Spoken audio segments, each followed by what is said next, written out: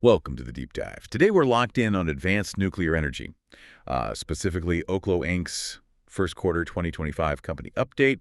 We've also got a bunch of related materials. Right. We're looking at Oklo's presentation, of course, but also some bits from their Q4 2024 discussion, White House briefings, DOE statements, even a tweet from Secretary Wright. So quite a stack of sources. Yep. And our mission here, for you listening, is really to pull out the key developments. We want to get a handle on Oklo's progress, their fuel strategy, and how the whole political climate might be helping them along. Basically connecting the dots on where Oklo is heading. Yeah. Especially with this sort of supportive political backdrop. Exactly. Okay, so let's kick things off right there. The political support for nuclear, we've got this link to the White House Actions page. And wow, there were a lot of executive orders early this year, January, April. Things like unleashing American energy, declaring a national energy emergency, establishing councils, protecting energy from state overreach, even one on zero-based regulatory budgeting. Quite the list. It is quite a list, and I think the core takeaway, really, is the unified push.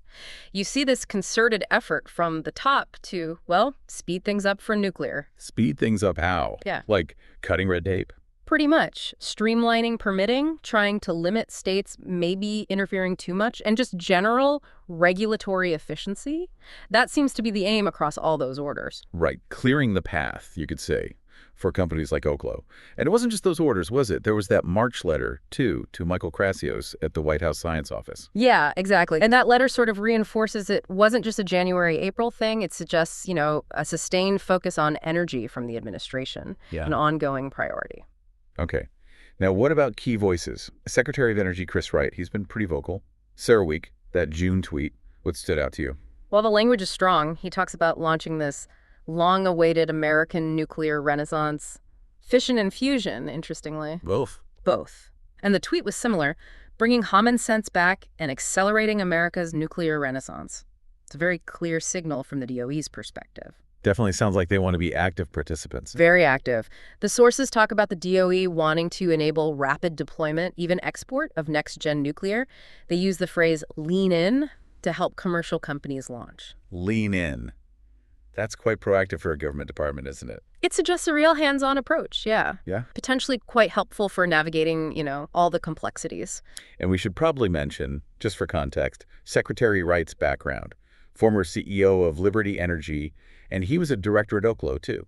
It's an interesting point. You could see how that might lead to a certain alignment or maybe a deeper understanding of what companies like Oklo need. Sure, familiarity with the sector. Right.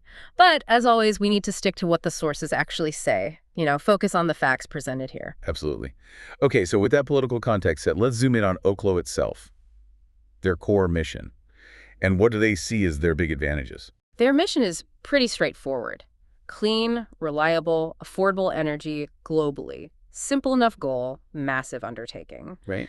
As for advantages, the materials highlight three main things: their business model, their technology, and the size of their reactors. Okay, let's unpack those. Business model first. What's special there? It's this build, own, operate approach. They don't just sell the plant, they plan to sell the power directly under long-term contracts. Ah, so recurring revenue. Exactly. Recurring revenue, potentially more control over the whole life cycle, and maybe a smoother regulatory path because they stay the owner-operator. Okay, interesting. Like energy as a service almost. Yeah. What about the tech? It's a modern take on a known quantity. Small-scale, liquid metal, cooled sodium fast reactor. So using liquid sodium, not water, for cooling. Which has benefits like higher temperature. Higher temperatures, better fuel efficiency, yeah. And it's not brand new tech in principle. They mention over 400 reactor years of experience with similar sodium fast reactors globally. Plus, the factory fabrication angle aims for efficiency and deployment. Okay, and the third point was size. Small and scalable. Why does that matter? Well, smaller means potentially easier siting, maybe adapting to different customer needs more easily. And, crucially, potentially lower upfront costs and shorter build times compared to the huge traditional nuclear plants. More flexible. Got it. Now, something they really emphasized was building on proven tech. Yeah. Specifically, the EBR-II reactor. Yeah. Experimental Breeder Reactor-II. What's the deal there? Yeah, that's a key point for them. Their Aurora powerhouse isn't some radical invention from thin air. It directly leverages the experience of EBR-II. Which ran for a long time. over 30 years successfully at Idaho National Lab. So you've got decades of real-world operating data feeding into the Aurora design. So that de-risks things, reduces uncertainty. Hugely, both technically and for the regulators. The NRC apparently recognizes the value of that EBR-II data, which should help with licensing. And Oklo stresses their first plant, the one aiming for late 27, early 28, Yeah. is a full commercial plant, not just a demo. They're going straight for commercial operation. That is a big distinction. Yeah. Straight to commercial. Okay, so what progress did they actually report for Q1 2025? Sounds like boots were on the ground in Idaho. They definitely made progress at the INL site. Finished the site drilling campaign, that's seismic, geophysical studies, essential stuff for the license application. Okay. And they finalized agreements with the DOE and INL itself, sort of laying the groundwork for environmental compliance and just how everyone works together on site. The timeline, late 27, early 28, still seems to be the target. Right. And licensing. Always the big one in nuclear. Any movement there? Yes, quite a bit, actually. They started phase 1 of this pre-application readiness assessment with the NRC for their main license, the COLA. CLA combined license application. Right, that's a key first official step. They're also prepping the plan submission for their own fuel facility, the Oklo Fuel Foundry. And they sent a report to the NRC about licensed operators trying to get ahead of potential bottlenecks there, too. Seems like they're hitting the regulatory milestones. And didn't they get some defense-related recognition, too? They did. Named eligible for awards under the Defense Innovation Unit's ANPI program, Advanced Nuclear Power for Installations. ANPI, we'll come back to that. But Right. first, fuel. Obviously critical. Yeah. What's Oklo's strategy? They seem to think it's pretty solid. They call it one of the most comprehensive fuel strategies out there. It rests on 3 pillars. Oh, pillar 1. Government fuel. They got awarded 5 metric tons from the DOE back in 2019. So that's their starting inventory, basically. Oh, pillar 2. Commercial HALU supply. That's high-assay, low-enriched uranium. They've signed an MOU with Centrus. Centrus. They're the only domestic HAU producer right now, aren't they? That's right. So a crucial link for future fuel needs beyond that initial DOE batch. Okay, government supply, commercial supply. What's pillar 3? This sounds like the really different one. It is recycled fuel. Oklo's reactors are designed to run on recycled fuel, processed using their own recycling technology. Closing the loop. Exactly. They state they're the only advanced nuclear company going for a fully integrated recycled fuel business like this. Long term, that could mean big advantages in fuel security and maybe cost, reducing reliance on new uranium. That does sound like a potential game changer. And they made a point about having fuel secured already. Yeah, they emphasize they're the only advanced nuclear company with fuel actually secured for their first commercial plant. That's a strong starting position. Definitely. Okay, let's circle back to that ANPI program, Defense Innovation Unit. Why is Oklo's eligibility there significant? Well, ANPI is run by the DIU for the Department of Defense. The goal is deploying advanced reactors on military bases for energy resilience, keeping the lights on no matter what. Makes sense for national security. Absolutely. So for Oklo being eligible, first, it validates their tech for these critical applications. Second, it aligns them with national security priorities. And third, it could mean actual near-term deployment opportunities on military sites. Real projects, potentially sooner rather than later. Could be. And they mentioned the contracting method, other transaction authority. OTA. Yeah, OTAs let the DoD move faster, be more flexible than standard government contracts. So another potential accelerator if they get selected for a project. Okay, strategic alignment, potential early deployments. Yeah. Got it. Now, the materials also mentioned another company, Atomic Alchemy. What's the link there? Right, Atomic Alchemy. Separate company, started in 2018. Their focus is totally different, producing critical radioisotopes domestically. Radioisotopes, like for medicine. Medicine, industry, defense, yeah. They're developing their own reactor tech for this called VIPR, Versatile Isotope Production Reactor. And the Oklo connection.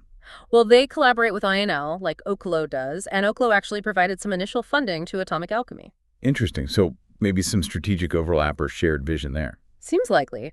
Atomic Alchemy is trying to tackle these global isotope shortages and build a reliable U.S. supply chain. Their VIPR tech is meant to be efficient, scalable, simple. They're working on design, licensing, permitting, also with INL.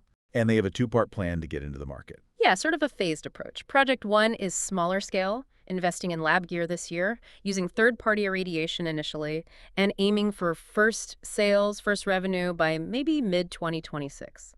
They say they have LOIs, letters of intent from customers. And Oklo is financing this first phase. Okay, so Oklo's directly funding that initial step. Yeah. And Project 2. Project 2 is the bigger vision, building their own 4-reactor VIPR facility. They hope to submit the NRC construction license application next year, 2025, aiming for operations around 2028. Financing for that is still being worked out, sounds like, and they're talking to potential long-term customers. It's fascinating. The range of isotopes mentioned is huge. Medical ones like actinium-225, lutetium-177, industrial like iridium-192 for welds, even plutonium-238 for space probes. Exactly. It touches so many critical areas. Atomic Alchemy basically wants to modernize and consolidate what they describe as an aging, fragmented global supply chain using these integrated VIPR facilities. A big ambition. Definitely one to watch alongside Oklo. Okay, let's quickly touch on the financials. Q1 2025 numbers for Oklo. Looked pretty solid on the cash front. $260.7 million in cash and marketable securities at the end of March. Okay, so a decent runway. Seems like it. Cash used in operations was $12.2 million for the quarter, which they said was on track with their forecast for the year. Loss from operations was $17.9 million payroll, fees, general expenses, including some non-cash stock compensation. And a net loss. Net loss was $9.8 million, but that included a non-cash tax benefit of about $4.7 million. So overall, it seems like they're managing their burn rate while pushing forward on development. Right, well capitalized for now. And there was a board update, too. Yes, Michael Thompson joined the board late last year, comes with experience in capital markets, tech investments from places like Reinvent Capital, BHR Capital. The company sees this as strengthening the board for the next growth phase. Makes sense, bringing in that kind of expertise as they move towards commercialization. So let's pull it all together. Why should you, listening, keep an eye on Oklo? What are the core arguments for their potential success based on these materials? Well, several things stand out. That build, own, operate model is attractive. They mention a big potential customer pipeline, 14 gigawatts of demand. The regulatory strategy using the COA pathway aims for efficiency. Their market position, doing both power and fuel recycling, is unique. And the economics? They argue for superior economics, a low cost of energy because of the reactor design and especially the waste recycling aspect, and fundamentally, it's proven tech, just scaled down and modernized, designed for faster deployment. Okay. So a lot going on. There's been a really detailed deep dive. Let's try to recap the main takeaways for you. Oklo seems to be making real progress both on the ground in Idaho and with the NRC licensing. Definitely. And that fuel strategy, government stock, commercial deals with Centrus, plus their own recycling tech looks really robust, potentially giving them security and cost advantages down the line. Plus, you have these tailwinds from growing political support and interest from the defense sector, like the AMPI program. Right. And don't forget Atomic Alchemy, initially backed by Oklo, tackling that separate but related challenge of radioisotope supply. It shows a broader innovative push in the nuclear space. Which leads us to a final thought for you to chew on. As the world clearly needs more clean, reliable energy, and as domestic supply of critical things like radioisotopes becomes more important, what role will companies like Oklo and Atomic Alchemy actually play in reshaping these huge sectors? Yeah, think about that mix of the technology itself, the regulatory hurdles, or maybe accelerations, and the partnerships they're forming. How will all those pieces interact to determine if they really fulfill this potential? Something to keep watching.